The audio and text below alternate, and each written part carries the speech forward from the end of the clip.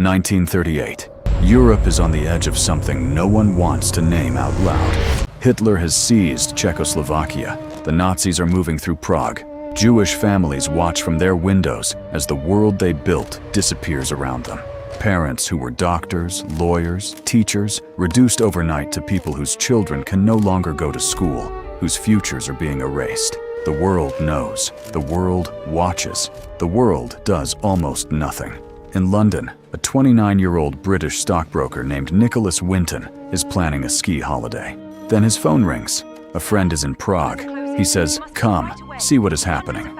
Winton cancels his holiday. He arrives in December 1938 and walks into something that will define the rest of his life. He sees the refugee camps, the families in the cold, the children, hundreds of them, whose parents can see what is coming and are desperately trying to get them out.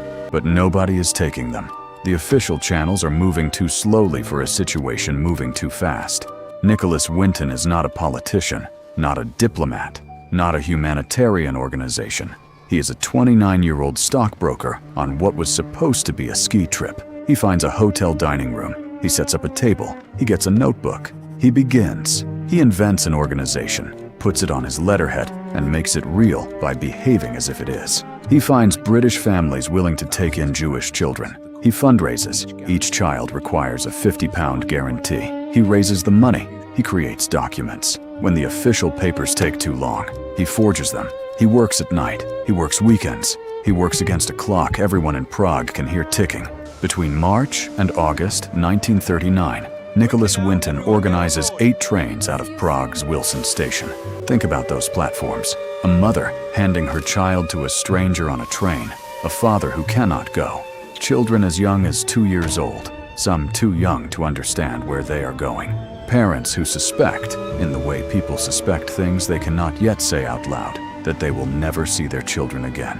Many of them were right. 669 children total, carried out of Nazi-occupied Czechoslovakia, delivered to families across Britain, safe. Then September 1st, 1939, Germany invades Poland. War is declared. A 9th train sits at Wilson Station, the largest, 250 children on board. The borders slam shut. The train never moves. Those 250 children are never seen again. Winton returns to Britain, goes back to his life. He puts his documents, the lists of names, the photographs, the letters from parents, in a suitcase. He stores it in his attic. He tells no one, even his wife, for 49 years. 1988. His wife finds the suitcase. She contacts the BBC. Nicholas Winton is 79 years old. He's invited to a television program. He's told it is about interesting stories. He does not know what is about to happen. He sits in the studio audience. The host shows him a photograph, a page from his transport list, the children's names, the numbers, the dates. Then she speaks to the audience. "Is there anyone here tonight who owes their life to the man sitting among you?" Every single person around him stands up.